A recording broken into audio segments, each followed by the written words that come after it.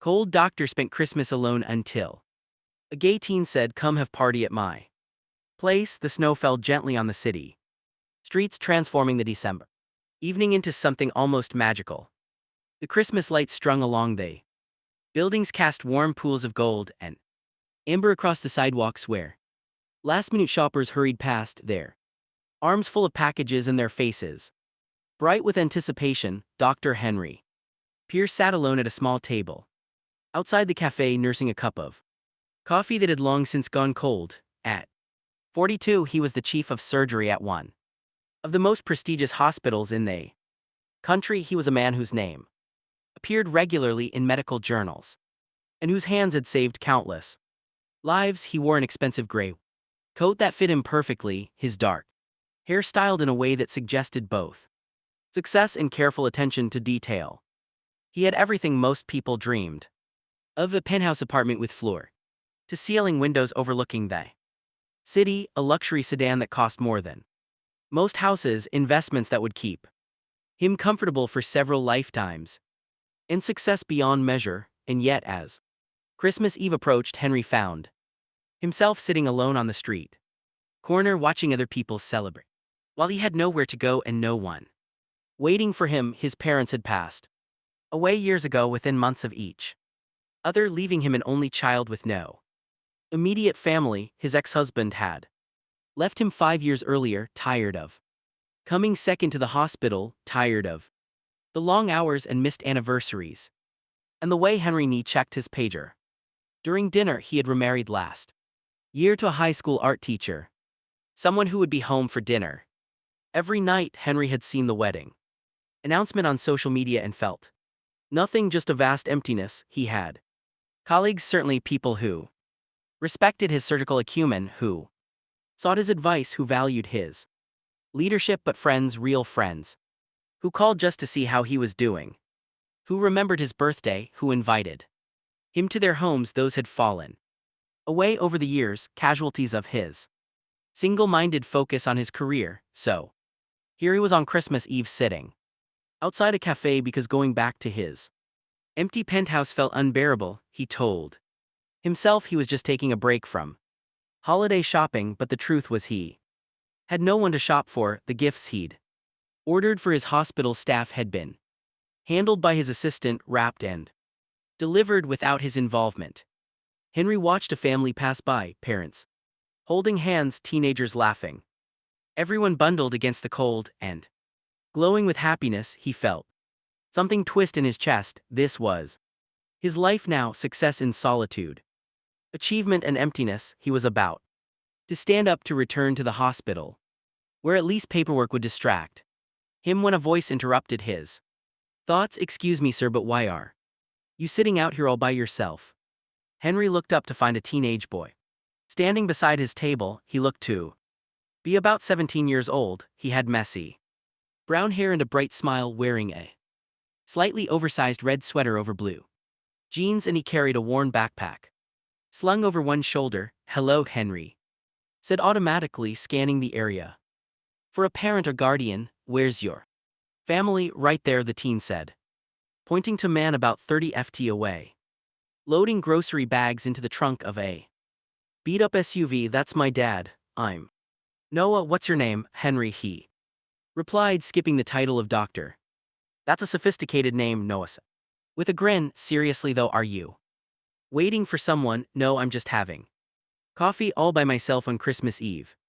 Noah's hazel eyes were wide with what looked like genuine concern. "That's rough. My dad always says nobody should be alone on Christmas. He says Christmas is about chosen family and being together." Noah tilted his head, studying him with the frank assessment only teenagers possess. "Do you have family in the city?" "Not really," Henry admitted, surprising himself with his honesty to the stranger. "Then you should come have a party at my place," Noah announced, as if this solved everything. "We're having roast beef and pie, and Grandma Martha made fudge." "You can come," Noah insisted. Before Henry could respond, the man Noah had pointed to approached, looking apologetic and slightly worried. "Noah, I told you to wait by the truck." "I'm so sorry, sir," the man said to Henry, My son is a bit of a social butterfly. Come on, Noah, let's not bother this man, but Dad, he's all alone on Christmas, Noah pleaded, we have to invite him, he doesn't have anyone, and the man, Noah's father, looked at Henry properly for the first time, and Henry saw him take in the expensive gray coat, the polished appearance, and the aura of wealth that clung to him. His expression became more guarded. I'm sure this gentleman has plans, Noah, he doesn't. He said he doesn't have family. Henry saw the man's face change, sympathy warring with suspicion. He understood. He was a stranger, well-dressed but alone, and this teenager had just revealed his isolation, probably looked strange. It's all right, Henry Nee said. Standing up, Noah was just being kind. I appreciate the thought, but I'm sure your family has their own celebration planned. It's just us, Noah said, me and Dad and Grandma Martha, but Dad says 3 is a crowd, but 4 is a party. Noah, his father said, torn between teaching his son generosity and protecting him from a stranger. Henry looked at this man, really looked at him. For the first time, he was probably in his late 30s or early 40s, with the kind of tired eyes that spoke of double shifts and hard work. His jacket was worn, his boots scuffed, but he carried himself with a rugged dignity, and when he looked at his son, his face transformed with love. I'm Henry Pierce, he said, extending his hand. I promise I'm not dangerous, just workaholic surgeon with no social life. Your son took pity on me. The man hesitated, then shook his hand. His grip was rough and calloused, warm against the cold air. Lucas Bennett, and yes, Noah has a habit of trying to save everyone he meets. Last week it was a stray dog, this week apparently it's you. Henry surprised himself by smiling. I've been compared to worse things. Lucas studied him for a long moment, and Henry saw the moment he made his decision. Maybe it was the loneliness he saw in Henry Nee's eyes. Maybe it was the Christmas spirit. Maybe it was just that his son was looking at him with such hope. All right, Lucas said finally, our place isn't fancy and dinner won't be anything gourmet, but you're welcome to join us if you really have nowhere else to be. Dad, really? Noah bounced slightly on his heels with excitement. Really, but Henry might not want to. I'd love to, Henry Nee say, if you're sure it's not an imposition. It's Christmas Eve, Lucas said simply. Nobody should be alone. And that's how Dr. Henry Pierce, chief of surgery, found himself following a rusted SUV across town to a neighborhood he'd never visited, feeling a strange mix of anxiety and anticipation. Noah rode with his father, but as they parked, the teen hopped out and insisted on walking with Henry while he helped Lucas with the shopping bags. Lucas's home was the bottom floor of a converted 2-story house, the kind that had character but needed updating. The porch light flickered, and they climbed a few steps into a small entryway. Noah chattered the entire way about what they were going to do at the party and how Henry Nee was going to love Grandma Martha's cooking. The apartment itself was small but incredibly warm, decorated with obvious care despite limited resources. A Christmas tree stood in the corner, covered in a mix of handmade ornaments and vintage glass bulbs, making it beautiful despite its modest size. The furniture was mismatched but clean, and everywhere Henry looked he saw signs of love, photos of Noah growing up, art projects pinned to the walls, books piled on shelves. An older woman appeared from the kitchen, wiping her hands on a dish towel. She had short silver hair and sharp, intelligent eyes, and she looked at Henry Nee with surprise. Dad, this is Henry. I invited him for dinner, Noah announced. Henry, this is my grandmother Martha. Martha's eyebrows went up, but she recovered quickly. Well then, welcome. Henry, the more the merrier. Noah, go wash your hands and help your father with the table. Dinner's almost ready. As Noah headed off, Martha gave Henry a measuring look. I raised my son to be cautious, and I help raise my grandson to be kind. I assume you have a good explanation for how you ended up here. Your grandson found me feeling sorry for myself outside a cafe, Henry Nee said. Honestly, he decided I needed rescuing. Noah has a big heart, Martha said. Sometimes bigger than his common sense. Lucas, you sure about this? He's alone. On Christmas, Ma, what was I supposed to do? Lucas called from the dining area. Martha nodded slowly. All right then. Henry, I hope you like roast beef. Dinner was nothing like the hospital galas or board dinners Henry usually attended. There was no formal seating arrangement, no studied conversation, no careful networking. Instead, there was Noah talking nonstop about his art class and his boyfriend at school, Luca, gently reminding him to pass the rolls. Martha telling stories about Christmases past. The food was simple but delicious. Roast beef that was tender, mashed potatoes that Martha swore were better, with cream cheese, green beans, and rolls that Lucas admitted came from the bakery because he'd run out of time. It was the best meal Henry Nee had eaten in years. So what do you do, Henry? Martha asked as they ate. You're dressed pretty sharp for someone with nowhere to go on Christmas, Ma, Lucas said warningly. It's all right, Henry said. I'm a surgeon, I run the surgical department at City General. I'm good at my job, but apparently not so good at maintaining relationships, hence spending Christmas Eve alone at a cafe. What happened? Martha asked bluntly. You get so focused on work you forgot to live. Ma, stop grilling him, Lucas said. It's okay, Henry said again, surprised by how comfortable he felt with his family's directness. And yes, that's exactly what happened. I built career but forgot to build a life. By the time I looked up, everyone had moved on without me. It's not too late, Martha said. You're what, 42, Henry corrected. Plenty of time to fix things. If you want to. Do you want to? Noah asked, his expression serious. Want to fix things? Henry looked at this teenager who'd seen a lonely stranger and decided to help. Yeah, he said quietly, I think I do. After dinner, they moved to the small living room. Noah insisted Henry sit in the most comfortable armchair while he set up his favorite Christmas movie. Lucas brought out fudge and hot cider, apologizing that the fudge was a bit crumbly because he was not the baker in the family. I work as a paramedic, Lucas explained as he sat on the sofa. We've been short staffed all month, so I've been pulling double shifts. My ex-wife, well, she passed away when Noah was small, so it's just us. He shrugged, not self-pitying, just stating facts. I think this fudge is perfect, Henry said, and he meant it. As they watched the movie, Noah sat on the rug, leaning against the sofa near his dad, eventually drifting into a comfortable silence, texting his friends. Henry found himself relaxing in a way he hadn't in years, feeling a wall around his heart begin to crumble. When was the last time someone had welcomed him just for the sake of having him there, not for his influence or his money or his surgical skill? I can turn the TV down, Lucas said quietly, noticing Henry Nee's contemplative look. It's okay, Henry said. I am fine. This is nice. After the movie ended, Martha declared she was turning in and disappeared into one of the bedrooms. Lucas brought out more coffee and he and Henry Nee talked quietly while Noah went to his room to call his boyfriend. I'm sorry if we ambushed you, Lucas said. Noah means well, but I know having a strange man in our house probably isn't the smartest thing I've ever done. I'm glad he did, Henry said. Honestly, I was sitting at that cafe thinking about how I'd managed to achieve everything I thought I wanted and ended up with nothing that actually matters. Your son reminded me that people still do kind things, that community still exists.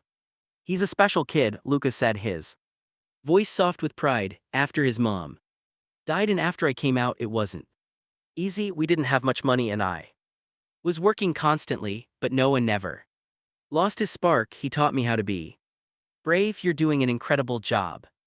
Noah is amazing, Henry said. Thank you, that means a lot. They talked for another hour about Lucas's work on the ambulance, about the trauma and the saves, about Henry Nee's hospital administration headaches, and the emptiness of success without connection. Henry found himself sharing things he'd never told anyone, his regrets about his marriage, his loneliness, his growing realization that he'd been living wrong. It's not too late, Lucas said, echoing his mother's words. You can change direction at any time. It just takes courage to admit you want something different. Eventually, Henry had to Leave, Lucas walked him to the door. You'll come back, Henry, for leftovers, Noah called out from the hallway. I'd like that, Henry said. Surprised by how much he meant it, Lucas opened the door to the snowy night.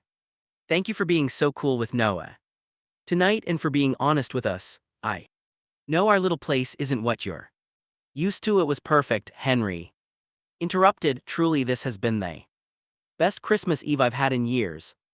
Maybe ever. You're welcome back anytime. Lucas said. Noah will be asking about you, and I've learned it's easier to just give in to what he wants. Henry left that night with Lucas's phone number and an invitation to stop by on Christmas Day if he wanted to. He did want to very much. Back in his penthouse apartment, Henry looked around at his designer furniture, his state-of-the-art kitchen that he never used, his master bedroom that felt more like a hotel suite than a home. Everything was perfect, beautiful, and utterly empty.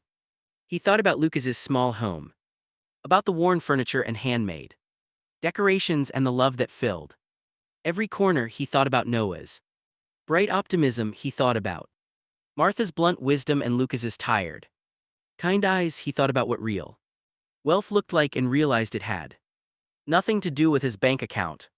Christmas Day, Henry showed up at Lucas's door with more food than 3 people could reasonably eat, a catered holiday feast, sides from a market, and desserts from the best bakery in the city. He'd also brought presents, a high-end digital drawing tablet for Noah, a warm cashmere throw for Martha, and for Lucas a new high-quality leather jacket to replace his worn one, along with a professional massage gift certificate. You didn't have to do all this, Lucas protested, though he was smiling as he held up the jacket. I wanted to, Henry said.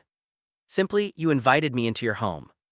You shared your family with me. This is the least I could do. Noah was delighted with his tablet, immediately starting to sketch, but what he seemed most excited about was simply that Henry had come back. I knew you would, he announced. I told Dad you were cool. Over the next few months, Henry did come back, not every day but regularly. He'd stop by on weekends, sometimes bringing dinner, sometimes just showing up to hang out with Noah while Lucas worked an extra shift or to watch a game with Lucas. When he was off, he helped Noah with his college art portfolio, reviewed his essays, and attended his school art show. He and Lucas grew closer too.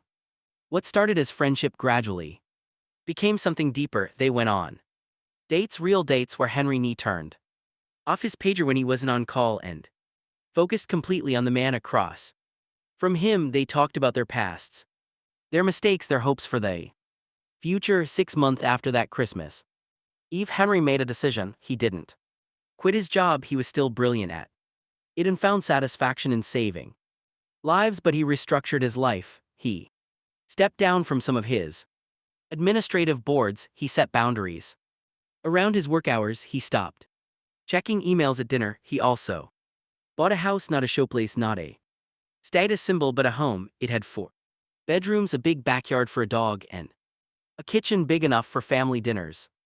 He bought it in a quiet neighborhood, close enough that Noah wouldn't have to change schools for his senior year. Year after that Christmas Eve, Henry and Lucas were married in a small ceremony in the backyard of their new home. Noah served as the best man, giving a toast that made everyone laugh and cry. Martha stood as Lucas's witness, dabbing at her eyes and declaring she'd known from the beginning that Henry was a keeper in his vows.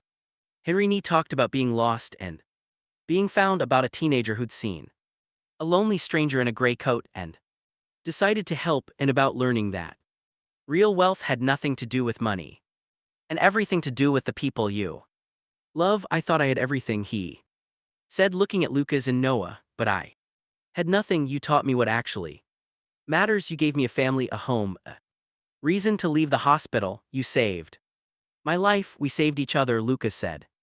In his vows, you gave Noah the mentor he needed. You gave me a partner, someone who shows up and stays. You gave us security and stability and love. We were managing before, but now we're thriving. Years later, when friends asked how they met, they would tell the story of that Christmas Eve, about a lonely doctor sitting outside a cafe and a gay teen who decided he needed an invitation. You saw someone who needed help and you helped them, Lucas would tell his son. That's what compassion looks like. I wasn't trying to be a hero, Noah would always protest. I just thought he looked sad and everybody should have a party on Christmas. Sometimes the best help is when we're not trying to help. Henry would say sometimes it's just seeing someone and deciding they matter. Because that's what Noah had done. He'd seen a stranger, a man who had everything and nothing, and he decided he mattered enough to invite home. He'd offered his family his Christmas dinner, his simple joy, and in doing so, he'd given Henry something far more valuable than any medical award or investment could provide. He had given him a reason to come home. Henry never forgot that Christmas Eve. He never took for granted the gift that teenager had given him. Every year on Christmas Eve, he, Lucas, and Noah would go to that same cafe and look for someone sitting alone. Sometimes they'd find someone. Sometimes they wouldn't, but they always looked, because Noah had taught him that sometimes the most important thing you can do is see someone's loneliness and decide to do something about